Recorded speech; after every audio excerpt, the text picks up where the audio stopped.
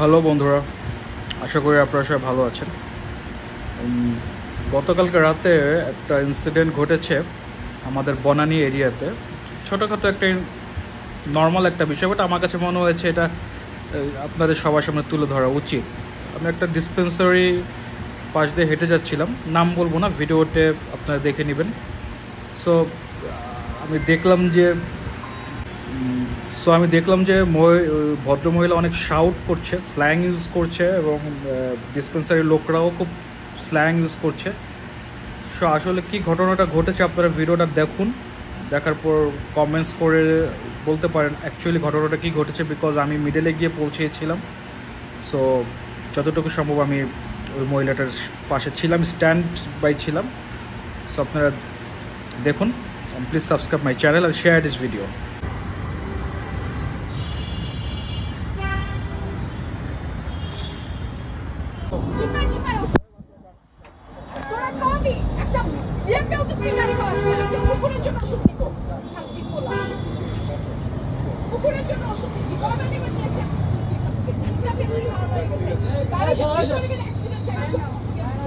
আমি রোজ যে ওষুধ খাইছি দরজা করে আপনারা যান, এত ওষুধের দোকানের মালিক কার জন্য করছেন? এক পয়সা আল্লাহর গজব করুক আপনাদের উপর। আমি বক্তব্য দিয়ে গেলাম, আপনারা একদম গোষ্ঠী সহ সব যেন বোম খেয়ে পড়ে মরে থাকেন, বাল বাচ্চা, আপনাদের বউ বাচ্চা, বাপ মা ভাই বোন সহ আল্লাহ যেন আপনাদেরকে দুনিয়াতেও বোম দিয়ে মেরে ফেলে, আখেরাতেও আগুনে পোড়ায়, এবং ওখান থেকে জীবনে আপনারা যেন ছাড় না পান আগুন থেকে।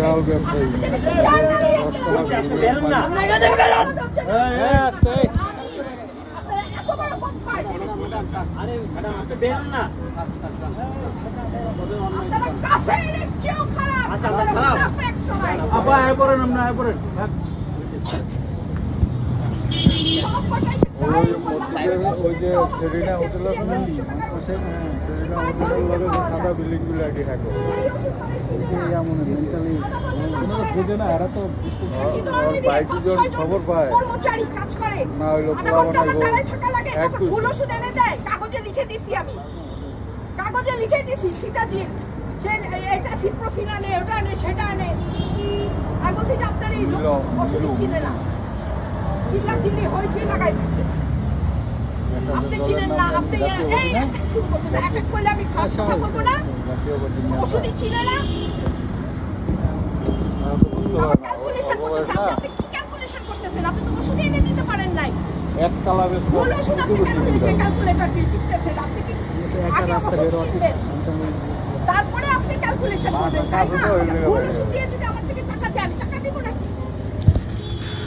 সো আমি এখানে কোনো জাজ করতে আসিনি, জাস্ট ভিডিওটা শো করলাম। আপনারা যারাই দেখেছেন হয়তো বুঝতে পেরেছেন।